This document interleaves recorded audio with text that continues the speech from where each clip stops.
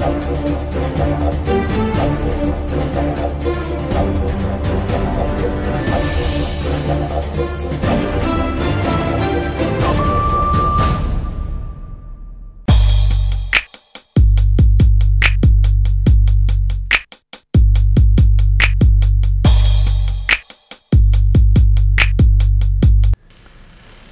uvracha. Welcome to Bina, Sydney, Australia, partnering with JewishTV.media.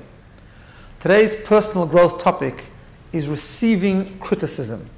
You know, one of the hardest things to do is to take criticism.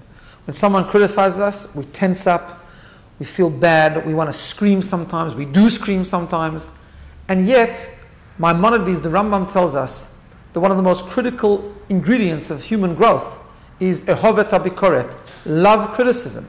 Because when someone points out our failings, we know what to work on, we've identified what our weakness is, and we know where to improve. So how do we take criticism that we shouldn't tense up like that? We shouldn't find it so hard. You know, one of the reasons that we find it so hard is because of how we tend to define ourselves. Two of the mistakes that we make is that we define ourselves by what people think of us, and secondly, we define ourselves by our weaknesses. So if I made a mistake, if I failed, I am a failure. If I did something bad, I am bad. So if someone criticizes us, even if they say it nicely, but particularly if they don't say it nicely, right away we don't want to receive it. We want to reject it. We want to go into denial. Why? Because if I agree with you that you've criticized me, that means you think of me bad. I've submitted to that. I define myself as a bad person. I've agreed that I made a mistake, I've done something wrong, so I'm a wrong person. But it's such a mistake.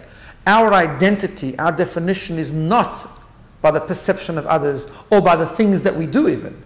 Our identity, our definition is at the very core essence of our neshama.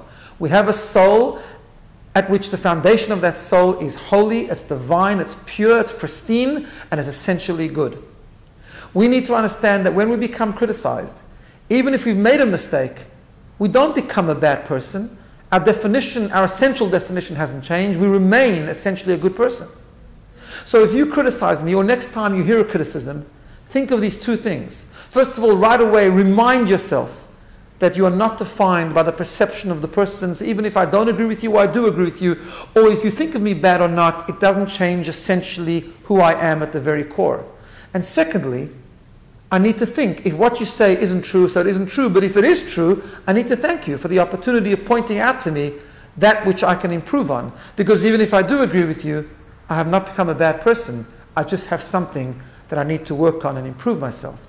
Thinking about those mindsets, changing the way we think about it, helps us receive criticism and turn it into a tool of growth. Thank you so much for listening, and have a wonderful day from Bina, Sydney, Australia, and JewishTV.media.